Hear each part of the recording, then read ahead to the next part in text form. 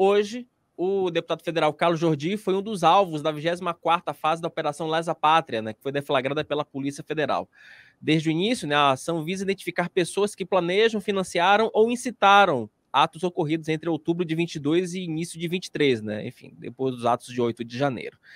Em comunicado, a PF informou que cumpriu 10 mandados de busca e apreensão, todos eles expedidos por determinação do ministro Alexandre de Moraes. O Jordi, segundo Moraes, está sendo investigado porque, segundo ele, o parlamentar manteve contato com algumas pessoas que planejaram os atos de 8 de janeiro de 2023. A PF identificou mensagens escritas pelo parlamentar a algumas destas pessoas. Ô, senador, antes da gente entrar na sua manifestação, vamos ouvir o que disse o próprio Jordi sobre a ação da Polícia Federal agora há pouco, em manifestação nas redes sociais. Pessoal, como vocês devem estar acompanhando aí, hoje eu sofri uma busca e apreensão da Polícia Federal. Fui acordado hoje às 6 da manhã, estava dormindo com a minha filha e com a minha esposa, e fui acordado com um fuzil no rosto pela Polícia Federal. Os agentes até foram bem educados, assim, eles diziam que estavam fazendo o trabalho deles, mas eu não sabia o que era. Tive aqui o mandado, né? Eles me deram uma cópia, petição 11986, eu desconhecia o que era, eles estavam buscando arma, celular, tablet, e pegaram, eu falei onde estava a minha arma, pegaram meu celular, tentaram buscar outras coisas que pudessem me incriminar, mas não encontraram nada. Queriam dinheiro, eu tinha, sei lá, R$1.000 aqui em casa, e eu não sabia realmente o que era, até ter acesso agora aí a todas as notícias que estão circulando, falando sobre a questão do 8 de janeiro. Assim, é inacreditável o que nós estamos vivendo. Esse mandado de busca e apreensão, que foi determinado pelo ministro Alexandre de Moraes, isso aí é a verdadeira constatação de que nós estamos vivendo uma ditadura. Eu, em momento algum do 8 de janeiro, eu incitei, eu falei para as pessoas que aquilo ali estava sendo, que aquilo era correto.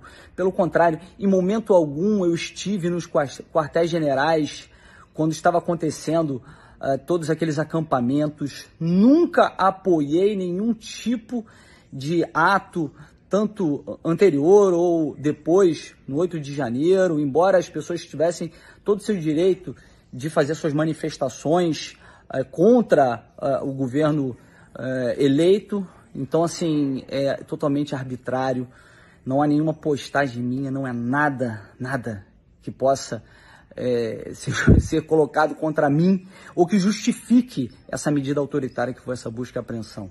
Porque eu nunca, repito, postei, incitei a tal de Operação Lesa Pátria, que engloba inclusive financiadores do 8 de janeiro. Isso é uma piada. Isso é uma piada.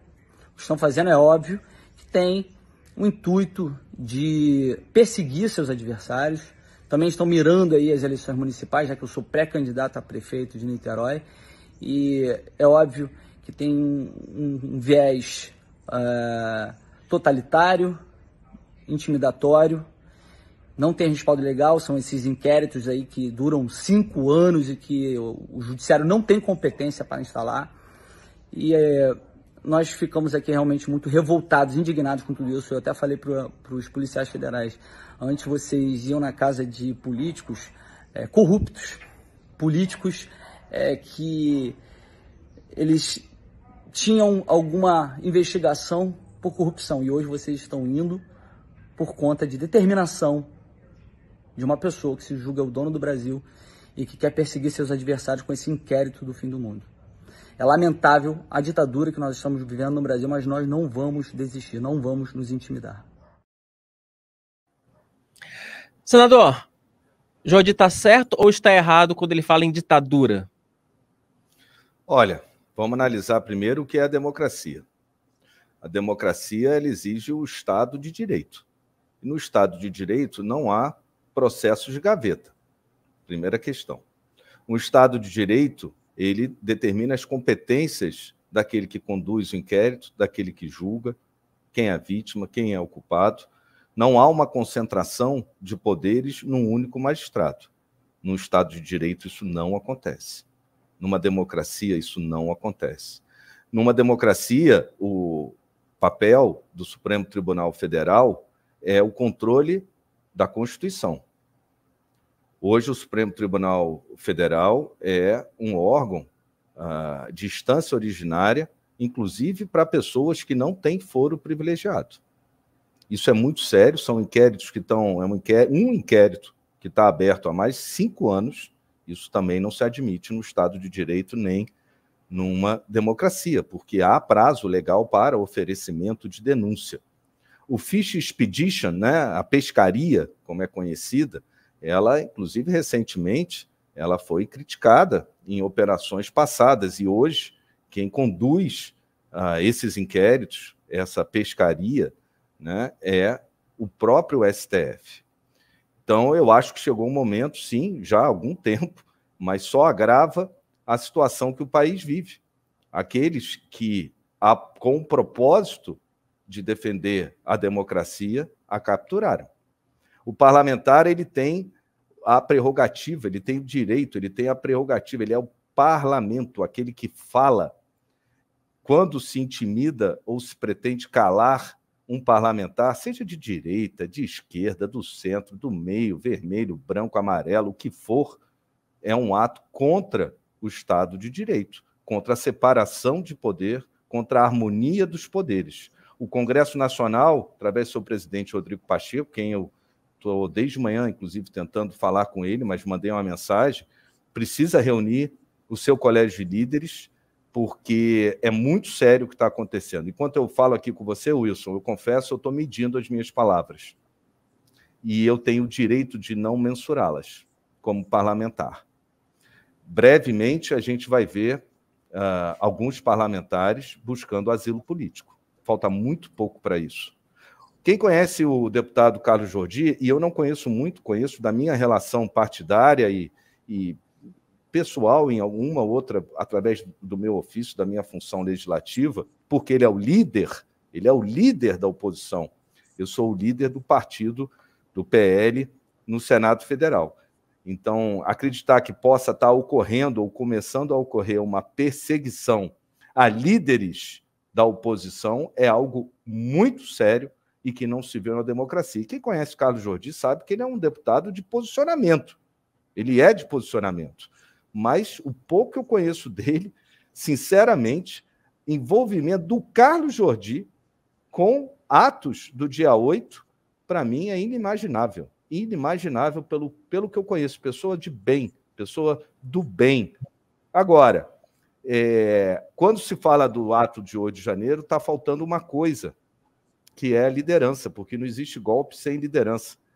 Uhum. Os movimentos de 8 de janeiro foram movimentos sem liderança. O que está me parecendo agora é que estão querendo construir dentro da narrativa e buscar líderes que não exerceram liderança no dia 8. Eu, por exemplo, estava com a minha família na região dos Lagos, aqui no Rio de Janeiro, acompanhei de longe com toda a preocupação, não estava escalado no recesso, como eu estou esse ano, há um rodízio lá, por isso não fui a Brasília, acho que era o senador Marcos Duval, que inclusive esteve lá, e outros senadores, que há uma escala durante o recesso, né? Acho que o deputado Carlos Jordi sequer estava escalado, sequer estava em Brasília.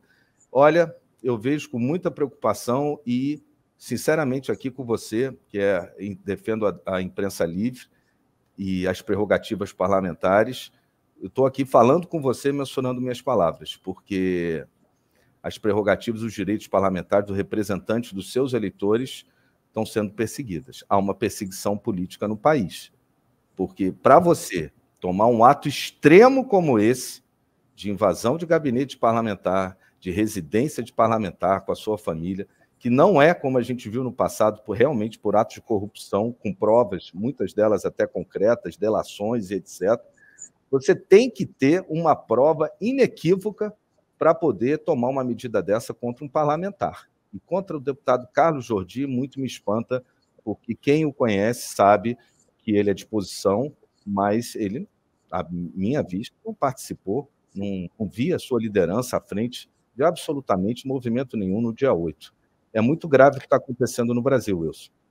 Ô, senador, nesse momento eu tô aqui, enquanto o senhor falava, eu tô pincelando alguns trechos aqui da decisão, que depois a gente vai exibi-las aqui no programa, mas, a priori, pelo que eu olhei aqui, são pouquíssimas as referências, pouquíssimas, realmente, assim, é algo muito, muito pontual.